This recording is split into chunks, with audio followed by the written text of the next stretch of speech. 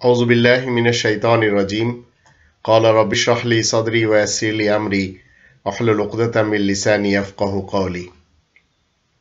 সম্মানিত দর্শক এবং শ্রোতাবৃন্দ, আপনাদের সকলকে জানাই আসসালামু আলাইকুম ওয়া রাহমাতুল্লাহ। আল কোরআনের আলোকে আফগানিস্তান প্রসঙ্গ নিয়ে 5টি প্রশ্ন করেছেন আমাদের একজন ছোট ভাই, যিনি লন্ডনে থাকেন এবং পিএইচডি গবেষক। ওনার প্রথম প্রশ্ন হলো, ইসলামের সঙ্গে তালেবানের কি সম্পর্ক? এর পূর্বে আপনাকে আমাকে জানতে হবে, ভারত উপমহাদেশে হিন্দুস্তান এবং তার আশেপাশের দেশগুলিতে যে ইসলাম আমরা চোখে দেখছি সেটি মোল্লাদের ইসলাম। ভারত উপমহাদেশে দুই ধরনের ইসলাম চলে, একটি হচ্ছে মোল্লাদের বানানো ইসলাম, আর একটি হচ্ছে আল্লাহ তাআলার দেয়া ইসলাম। তো আল্লাহ তাআলার দেয়া ইসলাম এর 2 নম্বর সূরা আল বাকারার 195 আয়াতের মধ্যে বলা হচ্ছে, ওয়ালা তুলকু বিআইদিকুম ইলা তাহলুকা, আর তোমরা সবাই নিজেদের হাতের দ্বারা ধ্বংসের কূপে পতিত করবে না। এটি হচ্ছে আল্লাহ তাআলার ইসলাম। এখন আপনি সুন্নি ইসলাম বলেন, শিয়া ইসলাম বলেন, সালাফি ইসলাম বলেন, এখানে রক্তপাত রয়েছে, বোমা হামলা রয়েছে, সুসাইড বোমা হামলা এবং রক্তপাত ঘটানো, মানুষ মারা, এটি তাদের ইসলামে রয়েছে, কিন্তু কোরআনের ইসলামে নেই। কোরআনের ইসলামের 2 নম্বর সূরা আল বাকারার 84-85 আয়াত যখন আমরা পড়ব, তখন আমরা জানব আল্লাহ রাব্বুল আলামিন রক্তপাত ঘটাতে নিষেধ করেছেন। ওয়াইদ আখাযনা মিসাকাকুম লা তাসফিকুনা দিমাআকুম। এখন যদি আমরা ইসলামের সঙ্গে তালেবানের কি সম্পর্ক, তাহলে কোরআনের ইসলামের সাথে নয়, ব্রিটিশ ভারতের যুগে ডিভাইড অ্যান্ড রুল পলিসির মাধ্যম দিয়ে যে মোল্লাদের ইসলাম দেওয়া হয়েছে, সেই মোল্লাদের ইসলামের সাথে তালেবানদের সম্পর্ক রয়েছে। তালেবান বলেন, আইএস বলেন, আল কায়দা বলেন, একই আদর্শিক ভিত্তির উপর গড়ে উঠে এরা 3টি জনগোষ্ঠী দোহাই দেয় ইসলামের। মূলত এদের কাছে যে ইসলাম রয়েছে সেটি কোরআনের ইসলাম না। তালেবানদের লক্ষ্য আফগানিস্তানকেই ঘিরে, আর আল কায়দা এবং আইএস এর লক্ষ্য বিশ্ব ঘিরে। এটি তাদের উচ্চ আকাঙ্ক্ষা, কিন্তু রক্তপাতের মাধ্যম দিয়ে। আফগানিস্তানে তালেবানের ক্ষমতার প্রত্যাবর্তনকে আজ আমরা দেখতে পাচ্ছি 2021 সালে পৃথিবীর বিভিন্ন প্রান্তের তালেবান প্রেমী সংগঠনগুলো তারা কি করেছে? স্বাগত জানিয়েছে। ইয়ামান থেকে জিহাদিরা তালেবানের বিজয়ের জন্য তারা আতশবাজি পুড়িয়েছে। সোমালিয়ার জিহাদিরা কি করেছে? মিষ্টি বিতরণ করেছে। দক্ষিণ এশিয়ার বিভিন্ন দেশের তালেবানপন্থী সংগঠনগুলো অনলাইনে নানাভাবে স্বাগত জানিয়েছে, এবং বাংলাদেশের মৌলবাদ যারা, তারাও বিভিন্ন মাহফিলে তারা জোর গলায় বলেছে যে এটি হচ্ছে ইসলামের বিজয়। তো মনে রাখবেন, এটি মোল্লাদের ইসলামের বিজয়, কোরআনের ইসলামের বিজয় না। কোরআনের ইসলামের ভিতরে প্রথমে আমরা জেনেছি 2 নম্বর সূরা আল বাকারার 195 আয়াতে আল্লাহ বলছেন, তোমরা নিজেরা নিজেদের হাতের দ্বারা ধ্বংসের কূপে পতিত করবে না।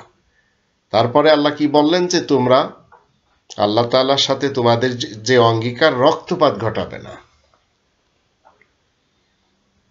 তো তালেবান, আইএস এবং আল কায়দা এরা একই সূত্রে গাঁথা। এদের আদর্শিকের দিক থেকে একই আদর্শিক ভিত্তির উপরে গড়ে ওঠা এই 3টি গোষ্ঠী।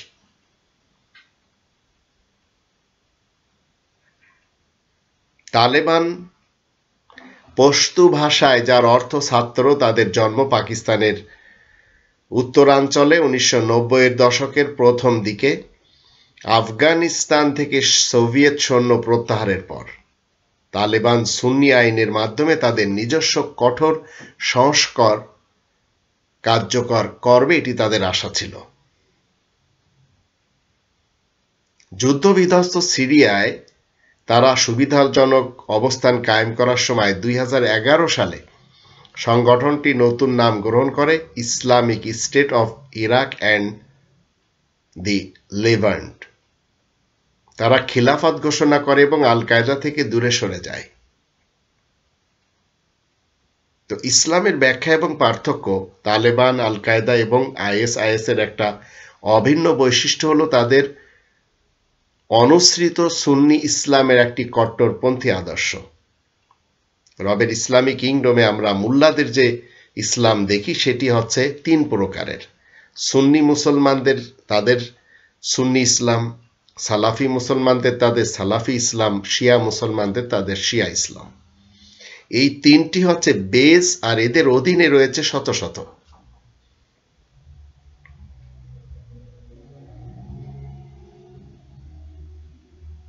অনেক শিক্ষিতরা তারা জানে যে এই যে জনগোষ্ঠী তিনটি, এদেরকে আপনারা কোনোভাবে এই কোরআনের ইসলামে আনতে পারবেন না, আর কোনোভাবে এদেরকে এদের ইসলাম থেকে হটাতে পারবেন না। এবং এই তিনটি পার্টির আসল ধর্মীয় বিশ্বাস কি? তারা বলে এবং তারা বিশ্বাস করে যে ধর্ম যুদ্ধ করে না এবং যে ধর্ম যুদ্ধ করা শিক্ষা দেয় না সেটি একটি খারাপ ধর্ম। তাই এরা মুসলমান, শিয়া, সুন্নি, সালাফি হয়ে নিজেদেরকে বলে পবিত্র যোদ্ধা, হলি টেররিস্ট।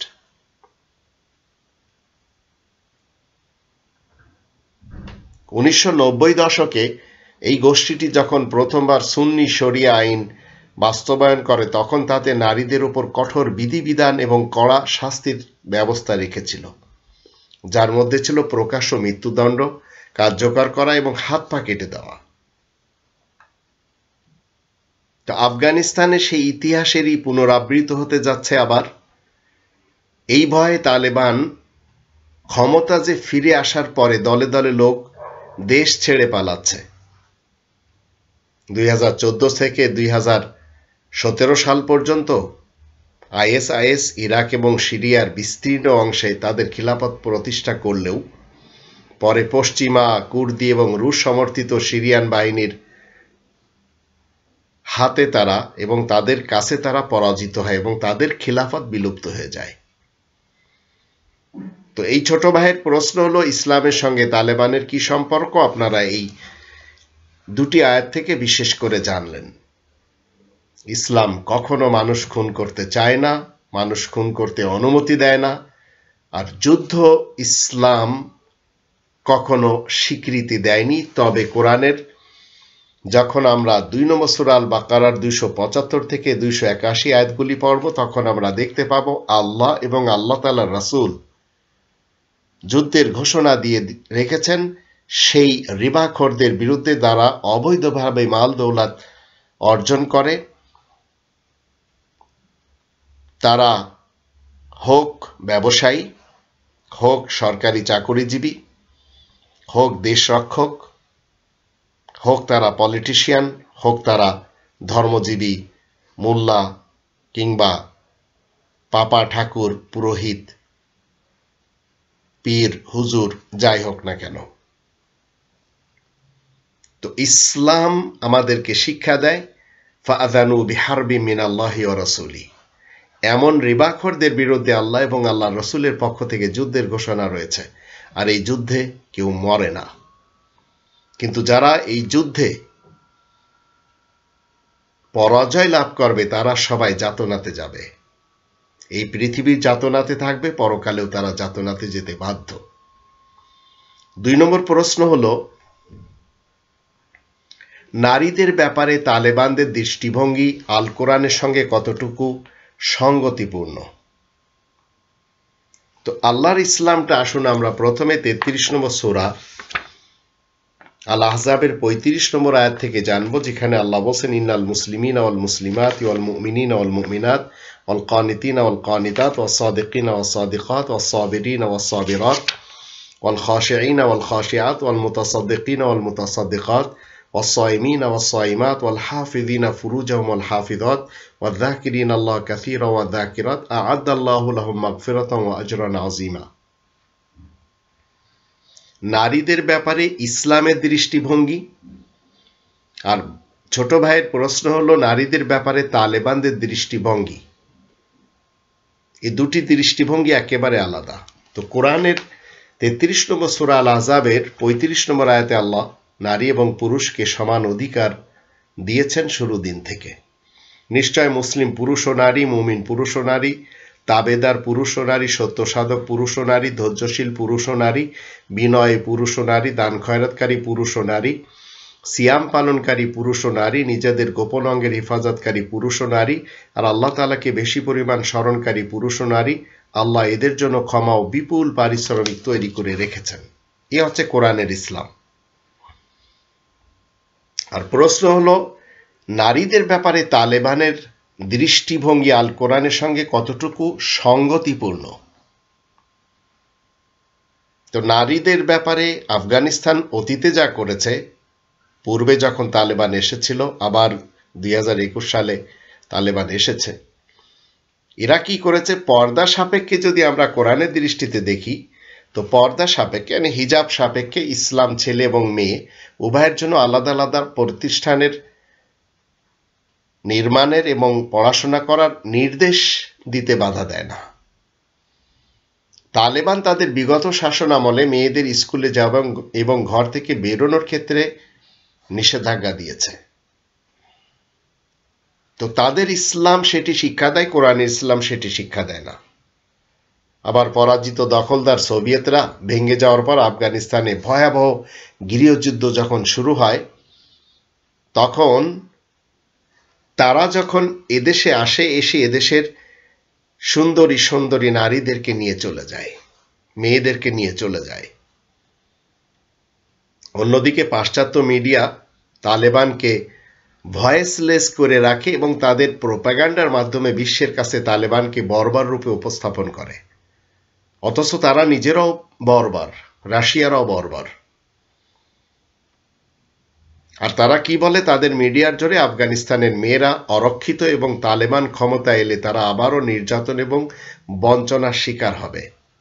অথচ সারা ইউরোপে আমরা দেখতে পাচ্ছি, সারা পৃথিবীর সেই লোকদের যাদের হাতে মিডিয়া রয়েছে, সেই মোড়লদের আমরা দেখতে পাচ্ছি তাদের দেশগুলিতে নারীরা সংরক্ষিত নেই, বিশেষ করে মুসলমান নারীরা। সেটি ফ্রান্স বলেন, সেটি জার্মান বলেন, সেটি নরওয়ে বলেন, ফিনল্যান্ড বলেন, ডেনমার্ক বলেন, আমরা দেখতে পাচ্ছি সেসব দেশের মুসলমান নারীদের উপরে কত বেশি জুলুম নির্যাতন করা হয় বিভিন্ন কায়দায়।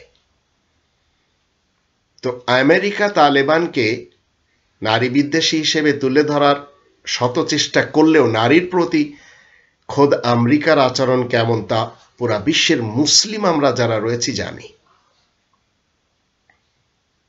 আমরা সবাই জানি আমেরিকার হাতে বন্দী একজন মুসলিম নারী ডক্টর আফিয়া সিদ্দিকা জেলে মার্কিন সৈন্যদের দ্বারা শারীরিক, মানসিক এবং যৌন নির্যাতনের শিকার হয়েছেন। যদিও এর পিছনে পাকিস্তানের সেই দানব পারভেজ মুশাররফেরও হাত ছিল। আবার যদি আমরা রিভান রিডলে নামে একজন ব্রিটিশ নারী সাংবাদিক তালেবানের হাতে বন্দী অবস্থায় তালেবানদের পক্ষ থেকে কেমন আচরণ পেয়েছিলেন সেটিও জানি, এবং তিনি একজন বন্দী নারী সত্ত্বেও তালেবানদের সম্মানজনক সদ্ব্যবহারে মুগ্ধ হয়ে তিনি ফেরত যেয়ে কি হলেন? ইসলাম কবুল করলেন আর নতুন নাম দিলেন মরিয়াম রিডলে। মুক্তির পর তাকে তার বন্দিদশা সম্পর্কে জিজ্ঞাসা করা হলে তিনি বলেন, মুক্তির পর তাকে বিধ্বস্ত নয়, বরং বেশ খোশ মেজাজেই দেখা গিয়েছিল, এটি সবাই জানে। এবং খোশ মেজাজে যখন দেখা যায় তখন তিনি সংবাদ মাধ্যমে বলেছিলেন, পাশ্চাত্য মিডিয়ার প্রোপাগান্ডায় তাড়িত হয়ে অবলীলায় তালেবানকে সব কি বলে সাব হিউম্যান বা হাফ হিউম্যান বলে অবজ্ঞা করে অনেকে দ্বিধা করে না এটা করতে, কিন্তু তিনি কি করেছেন, ইসলামকে গলায় লাগিয়ে নিয়েছেন শুধু এই কারণে যে এদের কিছুক্ষণের ব্যবহারটি কোরআনের ব্যবহার পেয়েছেন, যদিও তাদের সবসময়কার ব্যবহার তা না। তো আফগান যুদ্ধে জঙ্গি নির্মূলের নামে আমেরিকা যে নারী ও শিশু সহ হাজার হাজার বেসামরিক নাগরিক হত্যা করেছে, অনেক সময় পাখির মতো গুলিও করেছে, এবং এ যুদ্ধের ফলে আফগানিস্তানে কর্মরত অসংখ্য আমেরিকান সৈন্য এবং বিশেষজ্ঞ যে মানসিক পীড়ার কারণে আত্মহত্যা করেছে, সেসব বিষয়ে পাশ্চাত্য মিডিয়ার এখনো কোনো উচ্চ বাক্য কিন্তু হচ্ছে না। এটি আমরা অনেকেই জানি। আফগান যুদ্ধে নিহতদের সংখ্যা মোট 2,41,000, যার মধ্যে নিহত বেসামরিক নাগরিকদের সংখ্যা 71,000। আবার তার থেকে আস্তে আস্তে বেড়েই চলেছে। আর 9/11-এর পরবর্তী মার্কিন যুদ্ধগুলোতে অংশগ্রহণকারী আমেরিকান সৈন্য ও বিশেষজ্ঞদের মধ্যে শুধু মানসিক পীড়াজনিত কারণে আত্মহত্যাকারীদের সংখ্যা 30,000-এরও বেশি। অথচ বর্তমানে পাশ্চাত্য মিডিয়ায় এসব একেবারে আলোচনা আনা হয় না। আর নারী ইস্যুতে তালেবানদের বিরুদ্ধে প্রোপাগান্ডার ক্যাম্পেইন পরিচালনার ক্ষেত্রে মার্কিন গণমাধ্যমগুলো যে একা ভূমিকা পালন করছে তা নয়, মার্কিন রাষ্ট্রেও তার স্বীয় স্বার্থে এতে সম্পৃক্ত। কিন্তু কোরআন আমাদেরকে শিক্ষা দেয়, আপনি যখন যেখানে দেখবেন কেউ শান্তির ব্যবহার দিচ্ছে, শান্তির কর্মকাণ্ড করছে, শান্তির কথা বলছে, ওগুলি ইসলাম, শুধু আমলে আনা দরকার। তো তালেবান যদি কখনো কখনো কোনো কিছুর ভূমিকা কোরআনের ইসলামের মাধ্যম দিয়ে দেয়, সেটি ইসলাম হবে। আমেরিকাতেও ইসলাম রয়েছে, ইসলাম পুরা বিশ্বে রয়েছে, কারণ গোটা বিশ্ব আল্লাহ তাআলার একটি কিংডম। তাই আল্লাহ বলছেন 3 নম্বর সূরা আল ইমরানের 83 নম্বর আয়াতে, ওয়ালাহু আসলামা, আল্লাহ তাআলার জন্য ইসলাম প্রতিষ্ঠা রয়েছে, মানফিস সামাওয়াতি ওয়াল আরদি তাওয়ান ওয়া কারহান, যা কিছু আকাশ পৃথিবীতে রয়েছে ইচ্ছা এবং অনিচ্ছায়। তো আপনি যদি ইচ্ছায় আল্লাহ তাআলার এই বিধান মানেন তাহলে আপনি মুসলিম। আর মুসলিম তাদেরকেই বলা হয় যারা নিজেরা শান্তিতে থেকে অন্যকে শান্তি প্রদান করে। আর মুমিন তাদেরকে বলা হয় যারা নিজেরা নিরাপদে থেকে অন্যদেরকে নিরাপত্তা প্রদান করে। এখন আপনারা বুঝতে পারছেন তালেবানদের যে ইসলাম, তালেবানদের যে নারীদের ব্যাপারে দৃষ্টিভঙ্গি কোরআনের দৃষ্টিতে কতটুকু সঠিক। আমেরিকা এবং অন্যান্য পাশ্চাত্য মিডিয়ার যুদ্ধক্ষেত্রের তথ্যের জন্য মিলিটারির উপর নির্ভর তারা খুব বেশি করে, আর এটি প্রত্যেকটি দেশে করে। মিলিটারিদের উপরে যুদ্ধকালীন সময় একটি দেশের মিডিয়াকে বিশ্বাস করতে হয়। আর যুদ্ধক্ষেত্রে মিলিটারি থেকে যেসব সংবাদ পায় সেগুলি কি করা হয়, পাবলিকের সামনে এমনভাবে এনে তথ্য দেওয়া হয় এবং এমনভাবে প্রোপাগান্ডা তা থেকে উৎপাদন হয় এবং প্রতারণার ধোঁকা প্রত্যাখ্যানকে উচ্চ মূল্য দিতে হয়। তখন আসলে সর্ব জায়গায় সত্যের মৃত্যু ঘটে যায়। অথচ এই কোরআন আমাদেরকে কি শিক্ষা দেয়? 33 নম্বর সূরা আল আহজাবের 70 নম্বর আয়াতে, কুলু কওলান সাদিদা, সদা সত্য কথা বলার জন্য আল্লাহ নির্দেশ দেয়। তো তালেবান বাহিনী সুদীর্ঘ 2 দশক যুদ্ধ করে দেশ দখল করার পর এখন পর্যন্ত আমেরিকার কাউকে হেনস্থা করেনি। 2021 সালে আমরা দেখতে পেলাম, বরং সাধারণ ক্ষমা ঘোষণা করেছে। এমনকি ভারতের একজন পশ্চিম বাংলার একজন বাঙালি ছেলে, সে যখন তাদের কিছু যা সে চোখে দেখেছে যেগুলি সত্যিকার অর্থে শান্তির, যখন ডেলিভারি দিয়েছে তার বিরুদ্ধে হয়ে গেছে পশ্চিমবাংলার এবং ভারত সরকার। তো তালেবান এই মুহূর্তে কাউকে শাস্তির কোনো হুমকিও দেয়নি, কাবুলের কোনো সাধারণ নাগরিকের ঘর বাড়িও তারা হানা দেয়নি, জ্বালাও পোড়াও এটিও করেনি। তবুও কাবুলের এক শ্রেণীর নাগরিকের আফগানিস্তান ত্যাগ করতে আমরা দেখতে পেয়েছি। এর দুটি কারণ, একটি হচ্ছে সুযোগে তারা আমেরিকায় পাড়ি জমাবে, এটি একটি লোভ, আর একটি হলো তারা অতীতে এত বেশি কুকর্ম করেছে যে তাদের কৃত কর্মের শাস্তির ভয় ছিল, তাই ভেগে যাচ্ছিল, অনেকে মারাও গিয়েছে। আর ইতিহাসে যদি আমরা দেখি তো বিজয়ীরা কিভাবে পরাজিতের উপর নির্বিচার হত্যাকাণ্ড চালিয়ে প্রতিশোধ নেয়, সেটি ফরাসি বিপ্লবের পর বিজয়ী বিপ্লবীরা তাদের প্রতিপক্ষের উপর নির্মম হত্যাকাণ্ড চালায়। গিলোটিনের কোপে বিরোধীদের মৃত্যুদণ্ড দেওয়া হতো বিনা বিচারে।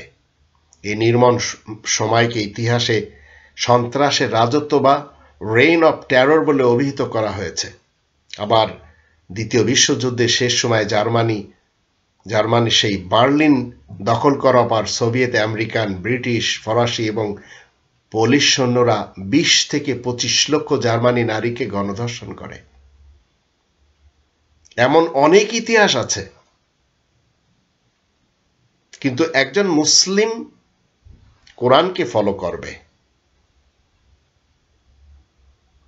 তো এই পর্যন্ত যদি আপনি অতীতের আমরা একটু সুলতান মোহাম্মদ আল ফাতি এর বিজয়ের ইতিহাসটা একটু দেখি, যখন বিজয়ের বেশি ইস্তানবুলে প্রবেশ করে তখন পরাজিত ভূমির অধিবাসী খ্রিস্টানরা ভয়ে থরথর করে কাঁপছিল, ঠিক যেমন তালেবানদের ভয়ে আমেরিকানরা কাঁপছিল, ছুটাছুটি করছিল এবং দিক বিদিক তারা পালাচ্ছিল। তখন সুলতান মোহাম্মদ আল ফাতি তাদের সবার প্রতি ক্ষমা, সহানুভূতি এবং নিরাপত্তা প্রদান করেন। নিঃসন্নদের তিনি কোনো লুটপাট এবং অরাজকতা করা থেকে বিরত থাকার কঠোর নির্দেশ দিয়েছিলেন। ঠিক একইভাবে 2021 সালে তালেবানদের ব্যাপারে কাবুল দখলের পর আমেরিকার দোসররা আতঙ্কিত হয়ে দিক বেদিক পালাতে থাকলে তালেবান তাদের নির্দেশ দিয়েছে বিনা অনুমতিতে কারো ঘরে প্রবেশ করবে না, নাগরিকদের সম্মান দিবে, সহায় সম্পত্তি রক্ষা করবে। তারা সবার প্রতি সাধারণ ক্ষমাও ঘোষণা করেছে, সবার জন্য শান্তি এবং নিরাপত্তার প্রতিশ্রুতি দিয়েছে। এখন প্রতিশ্রুতি যখন এরা দিয়ে দিল, নারীদের ব্যাপারে তাদের বিভিন্ন ধরনের ভালো ভালো কথাও আমরা শুনতে পাই, কিন্তু কোরআন আমাদেরকে বলে দিল 33 নম্বর সূরা আল আহজাবের 35 নম্বর আয়াতের দৃষ্টিতে শুরু দিন থেকে এই কোরআনের ফয়সালা হচ্ছে নারী পুরুষ তারা সমান।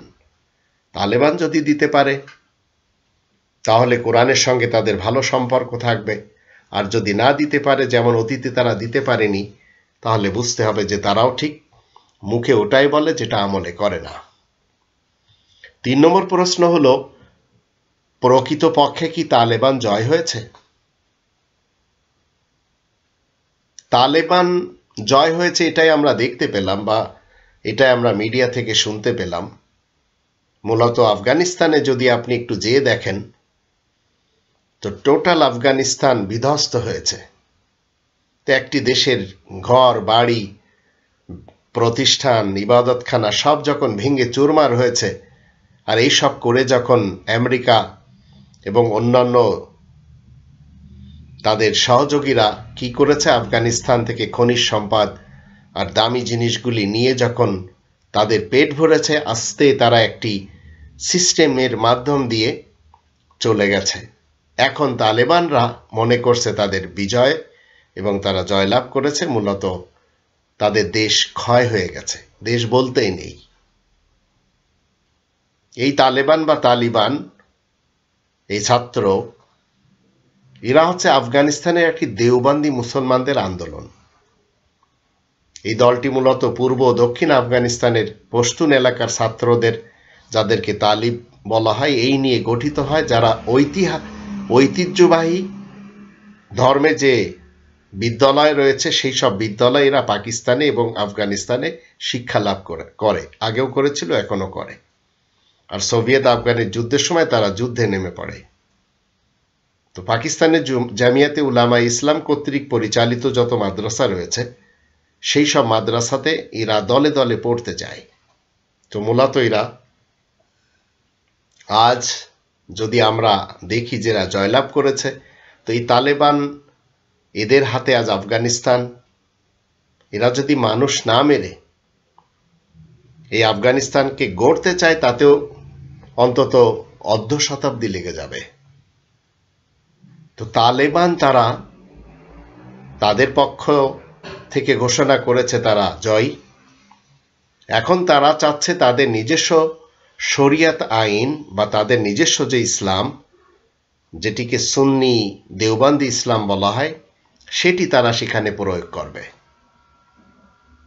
অথচ 1996 থেকে 2001 সাল পর্যন্ত তাদের শাসন আমলে তালেবান এবং তাদের সহযোগীরা আফগান নাগরিকদের বিরুদ্ধে গণহত্যা এমনভাবে করেছিল যে প্রায় 1,60,000 অনাহারী নাগরিকের জন্য জাতিসংঘের খাদ্য সরবরাহের যে রাস্তা সেটিও বন্ধ করে দিয়েছিল।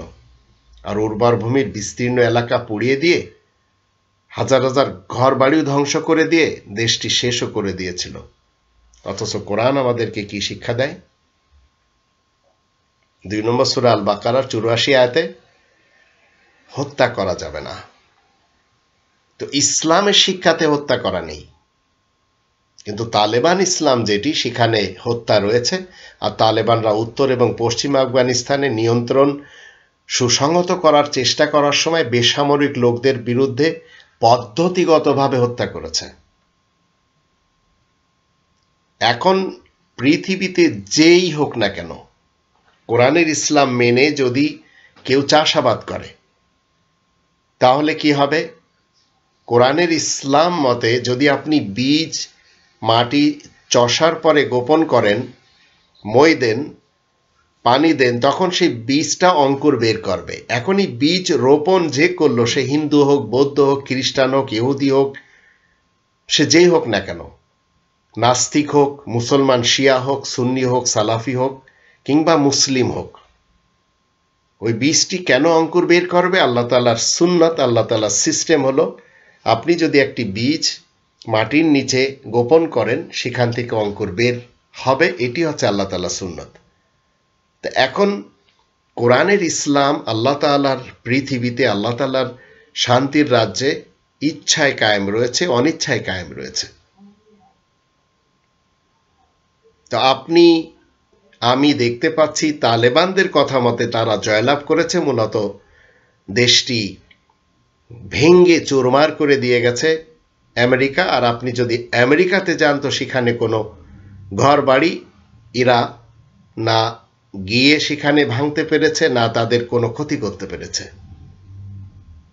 তো তালেবানদের মুখের কথা হচ্ছে তারা জয়লাভ করেছে। এখন তাদের কোরআনের বিধান মতে কতটুকু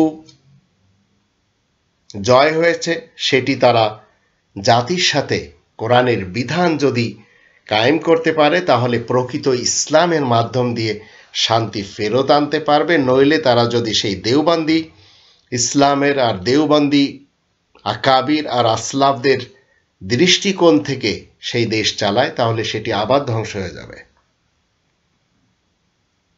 4 নম্বর প্রশ্ন হলো, তালেবানের জয় মানে কি ইসলামের জয়? তালেবানের জয় মানে ইসলামের জয় না, কারণ ইসলাম ভিন্ন জিনিস, তালেবান ভিন্ন জিনিস। আমরা আপনাদের সামনে আমরা সবাই মিলে কোরআন থেকে কিছু আয়াতের মাধ্যম দিয়ে জানতেই পারছি। তালেবান নারীর প্রতি যে অত্যাচার করেছে, বিশ্বের অন্য কোনো শাসন ব্যবস্থা তার অর্ধেক জনগোষ্ঠীকে রীতিমতো গৃহবন্দী করতে হিংস্রভাবে শারীরিক যন্ত্রণাদায়ক শাস্তির মাধ্যমে বাধ্য করে না। একমাত্র তালেবান করেছে অতীতে যখন এসেছিল। আর এই কোরআন 3 নম্বর সূরা আল ইমরানের 195 আয়াতে বলে দিয়েছে, বাদুকুম মিন বাদ, নারী পুরুষেরা একে অপরের অংশ। তো নারী পুরুষ যখন একে অপরের অংশ,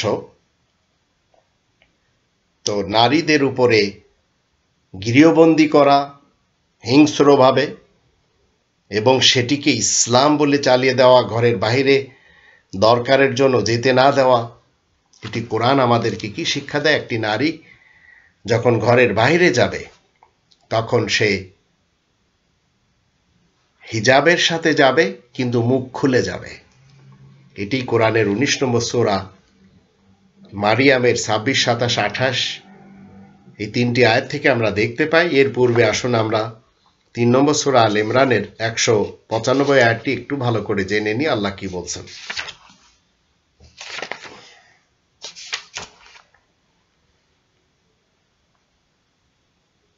ফাস্তাজাবা লাহুম রাব্বুহুম আন্নী লা উদিউ আমালা আমিলিন মিনকুম মিন যাকারিন আও উনসা বা'দুকুম মিন বা'দ। অতঃপর তাদেরই রব এদের ফরিয়াদ কবুল করেন, আমি তোমাদের নারী ও পুরুষদের মধ্যে কারোর কোনো কাজ বরবাদ করব না, নিজেদের মধ্যে তোমরা একই।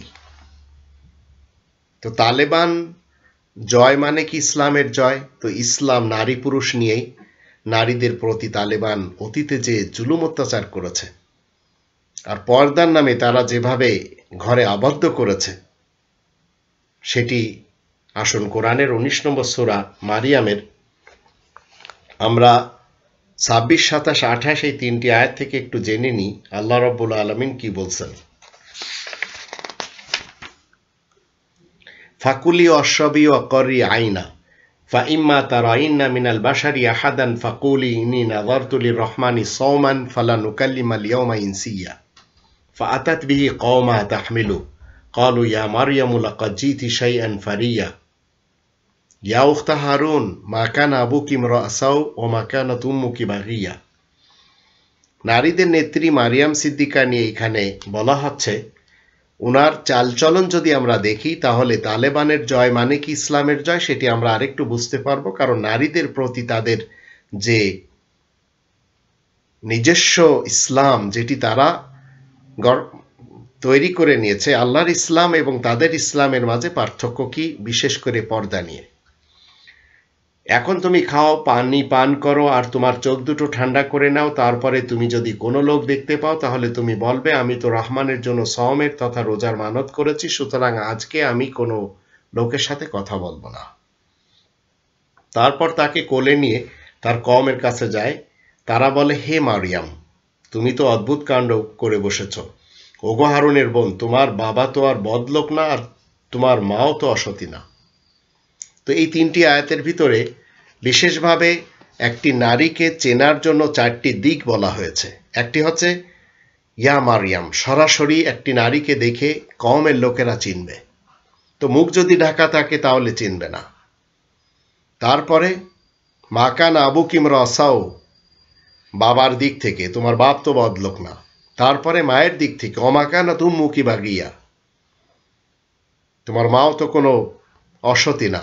আবার ইয়া উখতা হারুন, ভাইয়ের দিক থেকে। তো একটি মেয়েকে যদি 4 দিক থেকে আপনি চিনতে না পারেন, তাকে যদি ঢুকে একেবারে আবদ্ধ করে দেন, তো মনে রাখবেন এটি আপনাদের বানানো ইসলাম, এটি কোরআনের ইসলাম না। তো তালেবানরা নারীদের শিক্ষিত হতে নিষেধাজ্ঞা জারি করে, মেয়েদের স্কুল কলেজ ছাড়তে বাধ্য করে যখন অতীতে এসেছিল। এখন কি করবে? যদি কোরআনের জ্ঞান তারা রাখে তাহলে কোরআনের দিকে ফেরত আসবে।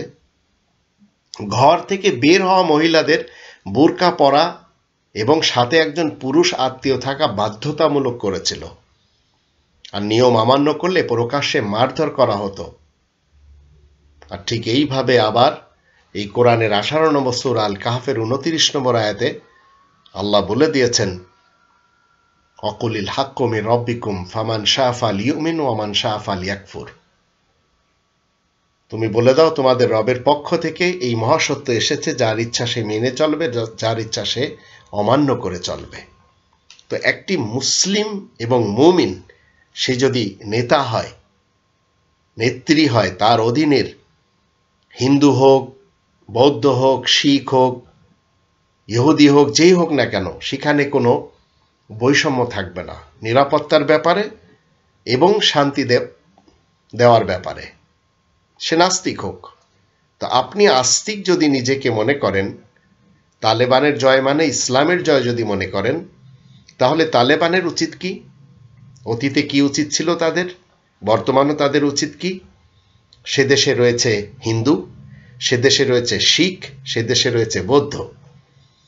এদের প্রতি বৈষম্য সৃষ্টি করা যাবে না। কিছু খ্রিস্টানও রয়েছে, আর অন্যান্য ধর্মেরও লোক রয়েছে, বিভিন্ন এলাকাতে শিয়া মুসলমানও রয়েছে, আর সুন্নি মুসলমান মানেই তালেবান। আর সেখানে সামান্য কিছু রয়েছে সালাফি মুসলমান। তো আফগানিস্তানে তালেবান শাসন দখলের পর তারা একটি কঠোর তাদের নিজস্ব শরিয়া আইন জারি করে এবং তারপরে তাদের বিরুদ্ধে কি করে, এই হিন্দু, শিখ এবং বৌদ্ধ আরো অন্যান্যদের বিরুদ্ধে এমনভাবে বৈষম্য শুরু হয় যে হিন্দু, বৌদ্ধ এবং শিখদের জনসংখ্যা খুব দ্রুত হারে হ্রাস পায়। অনেকে চলে যায়, অনেকে সেখানে আর বসতি স্থাপন করতে চায় না।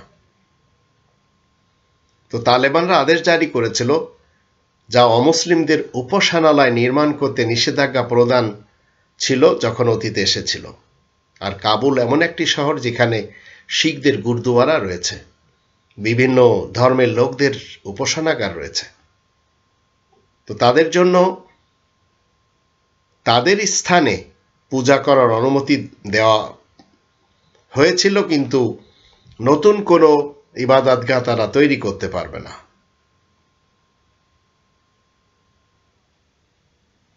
এবং তাদের ব্যাপারে তারা নিষেধাজ্ঞা জারি করেছিল যে তারা তাদের ছাদে হলুদ কাপড় লাগিয়ে তাদের বাড়ির চিহ্নিত করতে হবে, এবং মুসলমান, সুন্নি, তালেবান যারা, তারা দেখে যেন বুঝতে পারে যে এটি হিন্দুদের বা শিখদের বা এটি বৌদ্ধদের বাড়ি। আর তাদের নারীদের একটি বিশেষ চিহ্ন দিয়ে হলুদ পোশাক পরতে বলা হয়েছিল। এই তালেবান সমাজ, কোরআনের ইসলামে বলা হচ্ছে নারী পুরুষ আস্তিক নাস্তিক থাকার ব্যাপারে সবাই স্বাধীন। তো তারা কি করেছিল, পুলি খুমরি লাইব্রেরি ধ্বংস করে দিয়েছিল, যেখানে 55,000-এরও বেশি বই ছিল, পুরাতন পাণ্ডুলিপি। তালেবান আফগানিস্তানের জাতীয় জাদুঘরে অন্তত 3,000-এর মতো শিল্পকর্ম ধ্বংস করে দিয়েছিল তাদের পূর্বে ক্ষমতায় আসার পর। আর তাদের যে সাংস্কৃতিক লোকসঙ্গীত এবং অন্যান্য সঙ্গীত, এগুলি নিষেধ করে দিয়েছিল। এমনকি শিল্পীদের অনেকের উপরে আক্রমণ এবং হত্যাও করেছিল। আর বিনোদন এবং বিনোদনমূলক কার্যক্রম তারা নিষিদ্ধ করে রেখেছিল। তালেবান শাসন আমলে তারা ফুটবল বলেন, ঘুড়ি উড়ানো বলেন, আবার দাবা খেলা বলেন, অথচ এই শতরঞ্জ বা দাবা খেলা তাদের ওখান থেকে উৎপত্তি, অতীতকাল থেকে। তো এসব বিনোদনমূলক তাদের কাজকর্ম এবং খেলা নিষিদ্ধ করে দিয়েছিল। টেলিভিশন, চলচ্চিত্র, গান এবং স্যাটেলাইট ডিশের মতো যে সাধারণ বিনোদন, এইগুলিও নিষিদ্ধ ছিল। বাচ্চাদের ঘুড়ি ওড়ানোর সময় ধরতে পারলে মারধরও করা হতো। তো নিষিদ্ধ জিনিসের তালিকায় অন্তর্ভুক্ত ছিল বাদ্যযন্ত্র এবং জীবন্ত প্রাণীর ছবি এবং শোপিস। তো ইসলাম তো আপনাকে বাধা দিচ্ছে না, ইসলাম তো আস্তিক নাস্তিক সকলের জন্য প্রকাশ্যভাবে স্বাধীনতা দিয়েছে। তো তালেবান মানেই যদি ইসলামের জয় মনে করেন, এটি ভুল হবে। 5 নম্বর এবং সর্বশেষ প্রশ্ন হলো, তালেবান কি কোরআন ভিত্তিক ইসলাম চর্চা করে? এই কোরআনে 3 নম্বর সূরা আল ইমরানের 19 নম্বর আয়াত থেকে আসুন আমরা একটু জানি এখানে আল্লাহ রাব্বুল আলামিন কি বলছেন। আল্লাহ বলছেন, ইন্না দীনা ইনদাল্লাহিল ইসলাম। আল্লাহ তাআলার কাছে গ্রহণযোগ্য জীবন ব্যবস্থা হলো শান্তির জীবন ব্যবস্থা।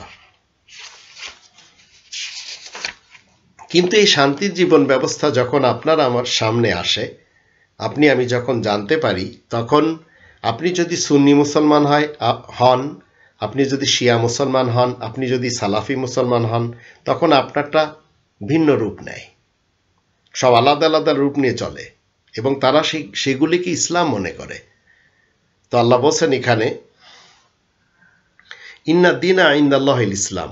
আল্লাহ তাআলার কাছে গ্রহণযোগ্য জীবন ব্যবস্থা হলো শান্তির জীবন ব্যবস্থা।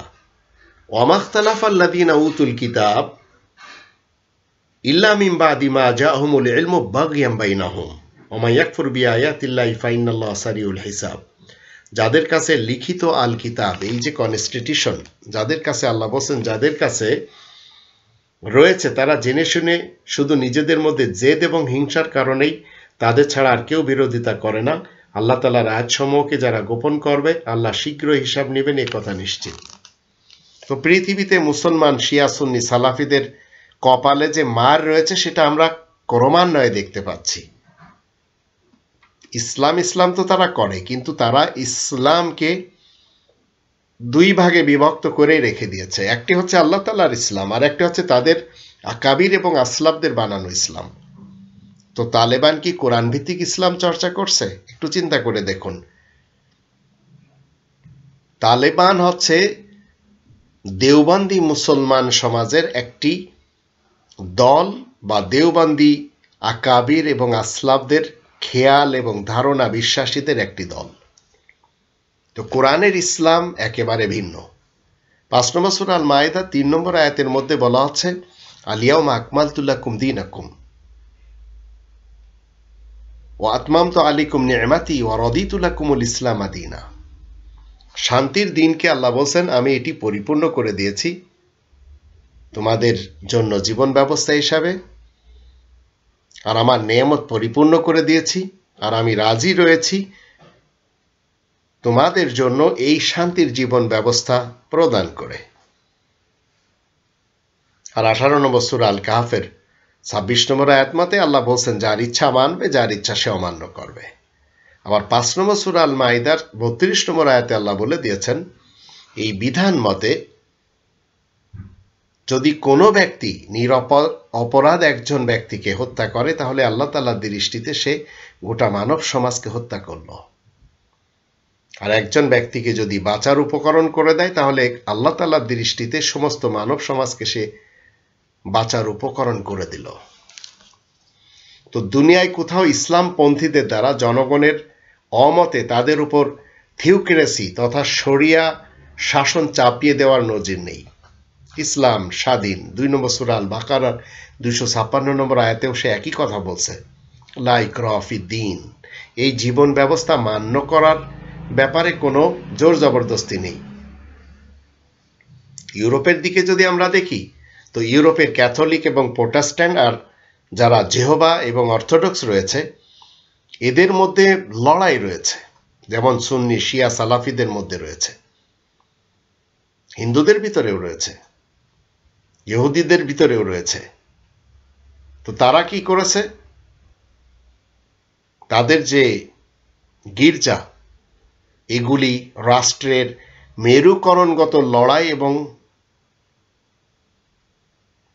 পাপা যারা, ফাদার যারা রয়েছে, তাদের নিজেদের মধ্যে ফতোয়াবাজি রয়েছে। কিন্তু ইসলাম প্রকৃত যেটি আল্লাহ দিয়েছেন সেখানে এসব নেই। ইসলাম বলছে তোমরা সবাই স্বাধীন। কিন্তু রাষ্ট্রে যদি আমরা ইউরোপের রাষ্ট্রগুলিতে দেখি, সেখানে তারা নিজেদের মধ্যে কি করছে? থিওক্রেটিক ফাসাদের মীমাংসা খুঁজে নিচ্ছে তারা সেকুলারিজমে। মুসলমানেরাও করছে। আমি একটু সামনে যে আপনাদের বলছি যে তালেবান কোরআন ভিত্তিক ইসলাম চর্চা করছে কিনা, সেটি আপনারা খুব ভালো করে জানতে পারছেন এই আয়াতগুলির দৃষ্টিতে।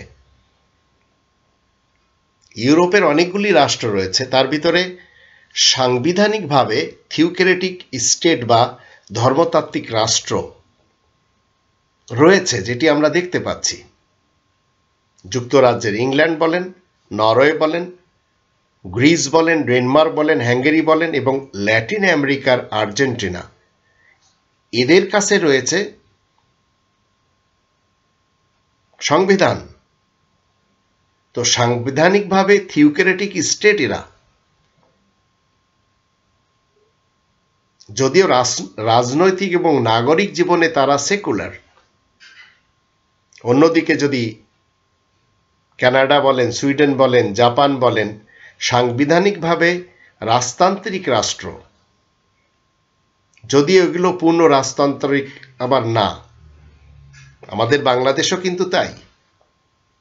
এটি হচ্ছে ফ্যামিলিতন্ত্র দেশ আমাদের। কিন্তু নামে গণতন্ত্র।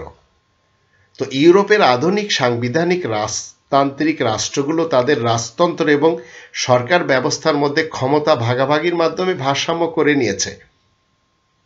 এর মধ্যে আবার তারা তাদের ডেমোক্রেসি বা গণতন্ত্রের চর্চাও করে। এবার আসুন মুসলমান দেশগুলিতে আমরা দেখতে পাই এরা কেউ রাজতন্ত্র, কেউ মোল্লাতন্ত্র, আবার কেউ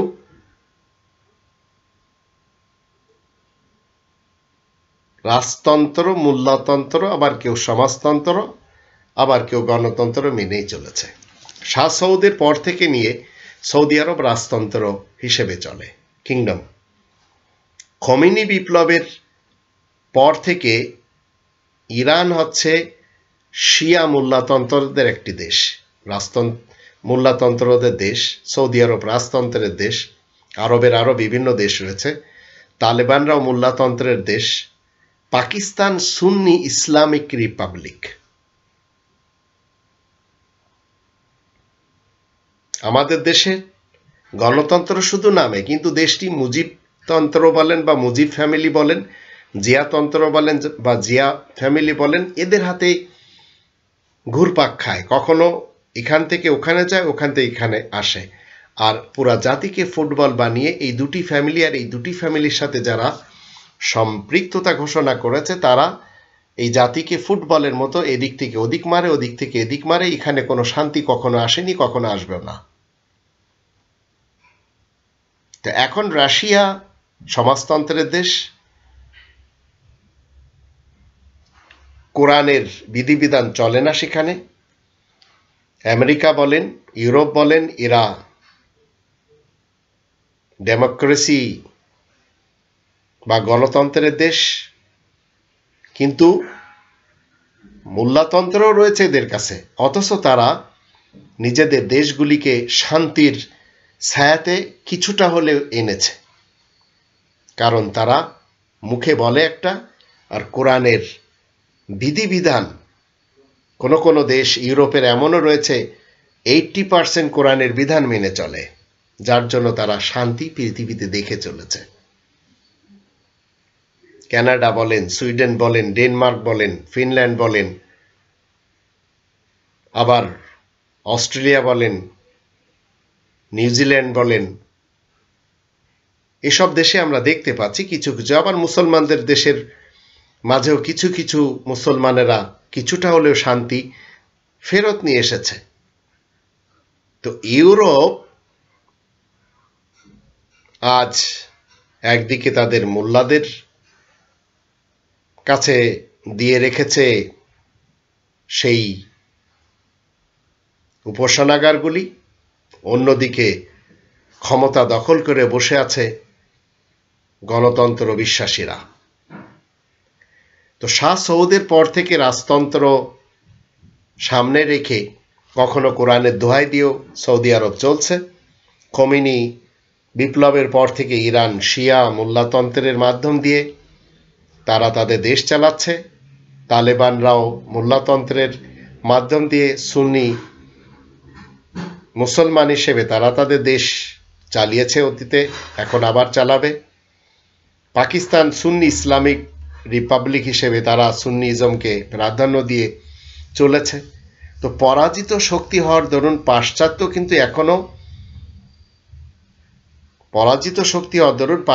এখন আর মাথা ঘামাচ্ছে না তালেবান কিভাবে রাষ্ট্র পরিচালনা করবে, কারণ তাদের নিজস্ব রাষ্ট্রগুলির ভিতরে অনেক দ্বন্দ্ব রয়েছে। বিগত 2 দশক ধরে আমেরিকার হাতে যে ক্ষুদ্র সংখ্যক শহরে এলিট আফগান শ্রেণী তৈরি হয়েছে, তারা বাদে সংখ্যাগরিষ্ঠ জনগণের নিরঙ্কুশ সমর্থন যে তালেবানদের প্রতি, তা আমরা ইতিমধ্যে প্রতীয়মান দেখতে পেলাম। এখন তালেবান জনগণের অমতে তাদের উপর থিওক্রেসি বা শরিয়া শাসন চাপিয়ে দেওয়ার জন্য কি করবে সেটি তারা এখন ভালো করেই জানে। কিন্তু গত 20 বছর ধরে পাশ্চাত্য মিডিয়ার নেতৃত্বে কথিত ওয়ান ওয়ার টেররের এজেন্ডা ভিত্তিক বয়ানের মধ্য দিয়ে সন্ত্রাসবাদ ও উগ্রবাদের জুজু দেখিয়ে দুনিয়াবাসীকে ক্রমাগতভাবে ডেমোক্রেসি, সেকুলারিজম এবং ফেমিনিজম গিলানো হয়েছে, খাওয়ানো হয়েছে, বড়ি আকারে বলেন, মিডিয়ার মাধ্যম দিয়ে কাজগুলি করেছে আমেরিকা এবং তার দোসর যারা। কিন্তু রবের ইসলামিক কিংডমে সুন্নি মুসলমান, শিয়া মুসলমান, সালাফি মুসলমানদের যারা নেতা রয়েছে, নেত্রী রয়েছে, এরা পাশ্চাত্যের গুলামির জিনজির পূর্ণভাবে গিলতেও পারেনি, আবার ইসলামকে পূর্ণভাবে মানতেও পারেনি। যেমন ধরুন মিশরের সিসি, মালয়েশিয়ার ডক্টর মাহাথির মোহাম্মদ, পাকিস্তানের বেনজির ভুট্টো, পারভেজ মোশাররফ, নওয়াজ শরীফ, ইমরান খান, আবার ভারতের এপিজে আব্দুল কালাম, বাংলাদেশের শেখ মুজিব, জিয়াউর রহমান, এরশাদ, খালেদা হাসিনা, সিরিয়ার হাফেজ আসাদ, বাশার আল আসাদ, ইরাকের সাদ্দাম, লিবিয়ার গাদ্দাফি, আরব দেশগুলির রাজা এবং তাদের বংশধররা, এরা মডারেট, তাই রব্বানি আইনের উপর আস্থা রাখতে পারেনি কমপ্লিটলি। মুখে ঠিকই বলছে। তো মডারেট ইসলামপন্থীরা ইসলামের মূলনীতিগুলো থেকে বিচ্ছিন্ন, তাই তাদের দিয়ে রবের ইসলাম কখনো কায়েম হয়নি, হবেও না। তারা পূর্ণ গণতন্ত্রেও নেই, রাজতন্ত্রেও নেই, সমাজতন্ত্রেও নেই, মোল্লাতন্ত্রেও নেই, কিন্তু রয়েছে বেশিরভাগ, তাই তারা রব্বানি তন্ত্রকে ছেড়ে দিয়েছে। মুখে যেখানে বলার দরকার হয় ঠিকই রব্বানি তন্ত্রের কথা তারা বলে। আর ভারত উপমহাদেশের পাকিস্তান, ভারত এবং বাংলাদেশ, এই তিনটি দেশকে আমরা তিনটি ফ্যামিলি দেশ বলতে পারি। যদি এই মুহূর্তে ইন্ডিয়া কি করেছে, সেই ফ্যামিলি থেকে একটু বেরিয়ে এসেছে, কিন্তু বেরিয়ে এসে আরো রক্তপাত বেশি ঘটিয়েছে দামোদর নরেন্দ্র মোদীর মাধ্যম দিয়ে, বিজেপির মাধ্যম দিয়ে। কিন্তু পাকিস্তান যেমন ভুট্টো ফ্যামিলির অধীনে ছিল, ভারত ছিল সেই নেহেরু ফ্যামিলির হাতে, আর বাংলাদেশ শেখ মুজিবুর রহমানের ফ্যামিলির হাতে। আবার যদি আমরা এই মুসলমানদের একটু দেখি, সমকামীদের অধিকার এবং নারী পুরুষের সমান অধিকারের নীতির পক্ষেও কথা বলেছে এরশাদ মানজি, ক্যানাডিয়ান শিক্ষাবিদ। আবার আল্ট্রা মডারেট মুসলমান নারী, আবার বাংলাদেশের দীপুমণি সমকামীদের অধিকারের পক্ষে। এক কথা এরা সবাই ডক্টর আফিয়া সিদ্দিকী, যিনি এই কোরআনের একজন ধারক এবং বাহক, তার কোরআনকে তিনি যেভাবে প্রচার করতে চেয়েছিলেন বাধা দেওয়ার জন্য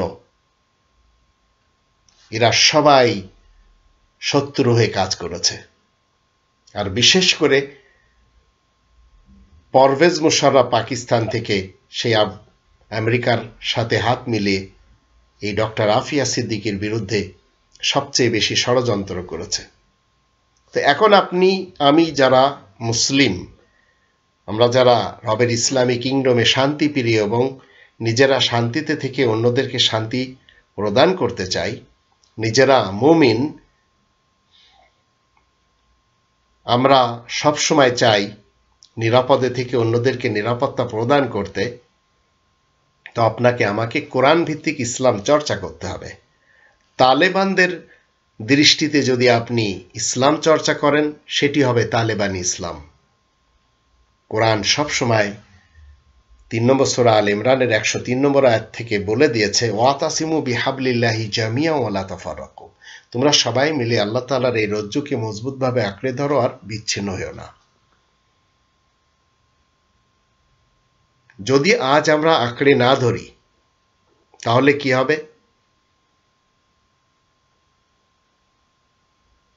আমরা কখনো সেই নিজেদের অতীতের সোনালী ইতিহাস